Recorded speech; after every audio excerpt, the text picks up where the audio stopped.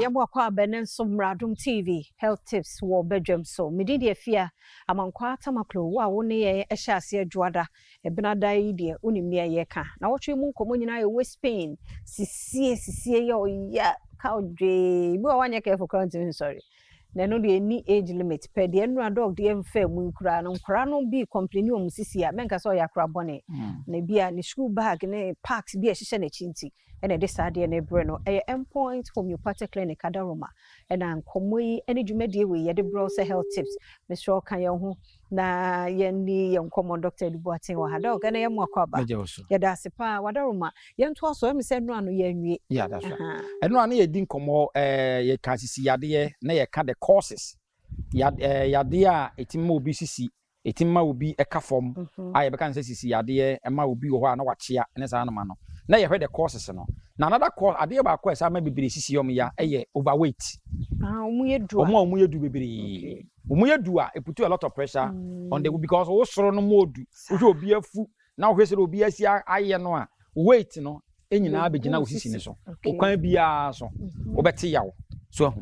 yawo ade ba akoso a itimi so edeba obi wa occupational hazards obi adwuma a wo ye no etimi kofa sisi ade bre no especially drivers omo long journey omo a mo ye bankers omo mo ye adwuma a bu okra no a opeke ade kwa otwe na kunya no se tre na akopeke ade no wi anu asa atwe tre no asa betena se o tena se for a very long time sa no a eno so no put a lot of pressure on the waist ya eno so timi de sisi ade e ba besoe enipa obi so wo hada na de no a e wo ho no na nye sa ayi obi akwa adwuma a wo ye sa omom ye warantu aransa ibi wodi kim eni nyina timi kofa sisi ade e ba besoe your medical conditions bi te say arthritis arthritis ya arthritis ni ye inflammation of the joint na joint no apart from say wrist ene o knuckles ne o knee ni sa na ma no etimi usisi so e ka joint no to bu ha ne de no na arthritis no ejane sisi eno so timi kofa ba obi so ha ne de no de kofa ba bi ade bu ha efe ne say spondylosis one day be di hu komo pa spondylosis eye obi wo ha bo nse degeneration of the spinal cord na just say the spaces in between the spinal cord no and I say bon say spinal cord no weaken so na bon say yes sa ni ntino bon say na ska kamia each other na kamia each other sa no na sa nerves na wo inside no na kamia no e don so mpem ebiri no ano etimi ekofa ba ya wo yade bo e fa ne say spinal stenosis and no bon say the gap in between the spinal cord no bu ana kamia more the spaces no is getting narrowed eno sa no so etimi kofa ba ya oyade bi so e fe ne sciatica eno no so sciatic nerve no eno so no empem bebre no ano sa wo de no damage ya eno so kofa medical ko ne fe ne sciatica e mo especially mo du bebre no bon sa wo to ase no e fa wo sisi no ba wo to ase nyina no twetwem we mu nyina ye some of the medical courses ya eno so etimi kofa yade e fe ne sisi yade and especially omo ntanya yade bi e fe ne fistula obi wa bon se na sebi ne kokobo no etimi pie na moja esa wuzi no ana bi omo ta ko private abon se na moja wo ta ko private na moja ta di akire obi die no to sen moja koko eno so over a period of time no eno kra so mpem biri no ano etama enipa da se ni sisi etimi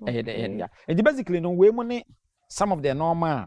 ya na ana so omo tena se che bibiri ana obi wo kra no a ho a wase bia meba woso akwara massage no